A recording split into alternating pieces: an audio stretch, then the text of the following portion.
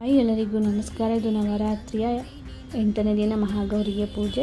ಹೊಸಲು ತೊಳೆದು ಅರಿಶಿನ ಕುಂಕುಮ ಇಟ್ಟು ರಂಗೋಲಿ ಬಿಡಿಸಿ ಹೂವು ಇಟ್ಟಾದಮೇಲೆ ಪೂಜೆಗೂ ಮುಂಚೆ ನೈವೇದ್ಯಕ್ಕೆ ಅಂತೇಳಿ ಅನ್ನ ಮಾಡ್ಕೊತಾ ಇದ್ದೀನಿ. ಅದು ಕಾಯನ್ನು ಹೇಗೆ ಮಾಡೋದು ಅಂತ ತೋರಿಸ್ತಾ ಇದ್ದೀನಿ ನೋಡಿ.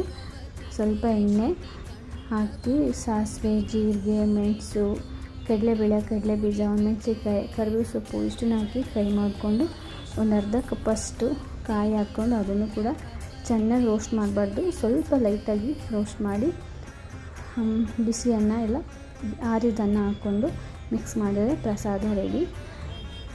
ಹಾಗೆ ಪ್ರಸಾದ ಇಟ್ಟು ದೀಪ ಹಚ್ಚಿ ಪೂಜೆ ಮಾಡಿ ಶ್ಲೋಕ ಹೇಳಿ ಪೂಜೆ ಮುಗಿಸ್ದೆ.